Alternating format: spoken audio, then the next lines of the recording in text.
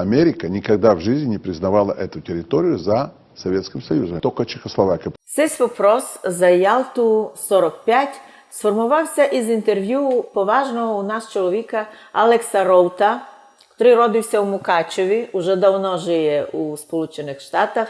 І ми знайшли його інтерв'ю 2016 року, де він оповів, що у 1985 році у США признавали ще із 1946 року, що Закарпаття, Подкарпатська Русь є законна автономна часть Чехословакии, а не СССР.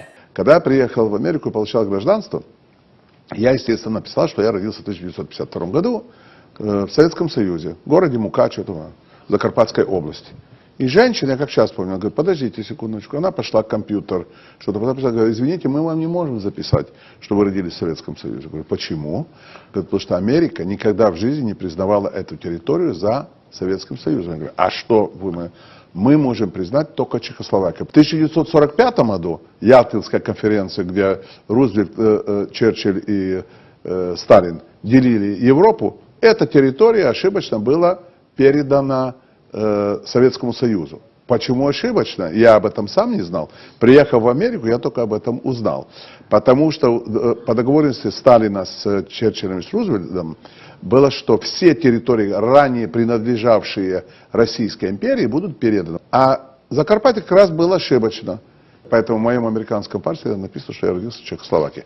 Як можеш оцінити таку інформацію від пана Роута для нас днеска? Во-первых, ми віримо Алексу Роуту, бо він достойний того.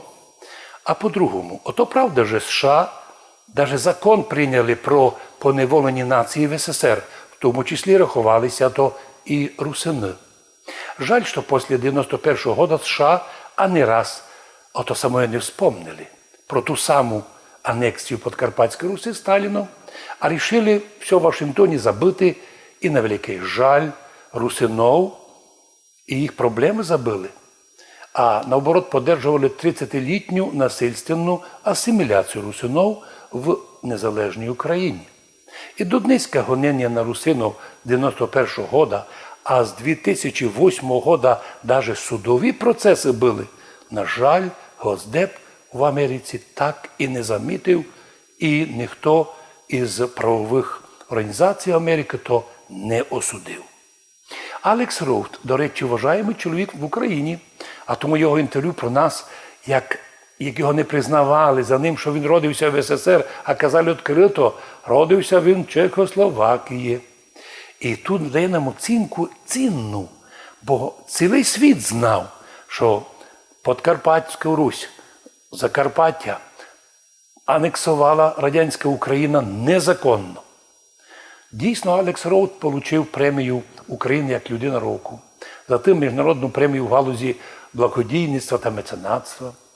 Ну, от ще пару документів за вагомий особистий внесок у розвиток українсько-угорського співробітництва у гуманітарній та економічній сфері. От там читаємо в документах: постановляю нагородити орденом за заслуги другої степені Роута Алексія, почесного консула України у місті Сегет, підпис Ющенко.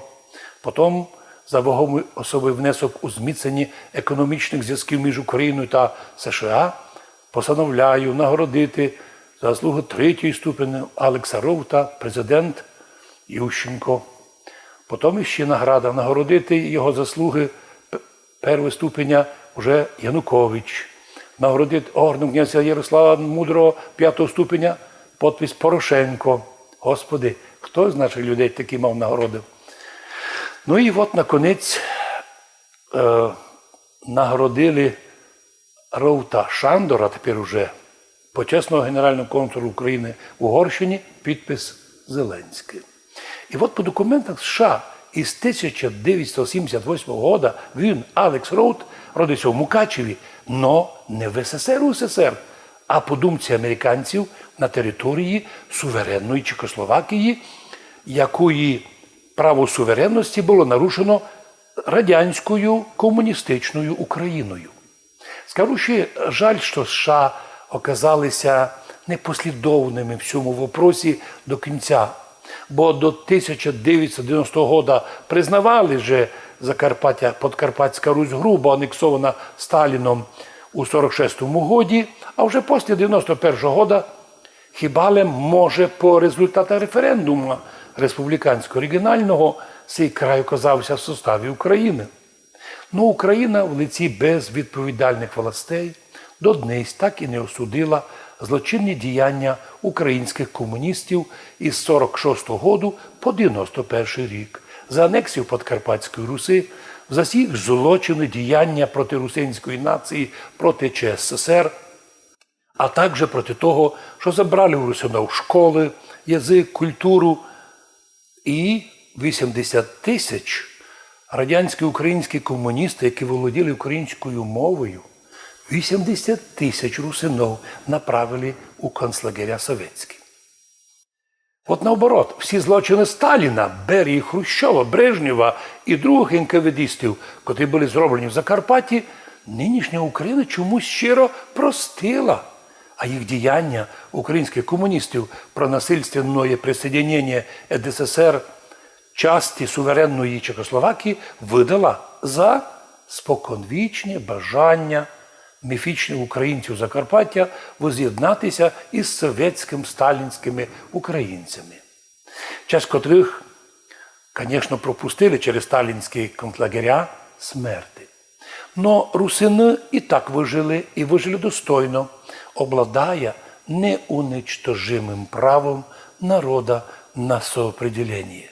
Самоопределение не тільки міжнародне право, а й все право Божє, природнє право. З ними днес позирають сміло русини в будущее, оставаяся великими друзями України, де ми голосували за создання цієї держави, тому що це держава не лише українська для українців, а й держава русинів.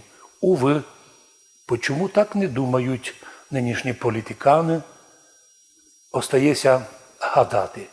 Но за те, що вони так ведуть себе, давно много проіграли і нанесли великий урон міжнародному авторитету нашої держави.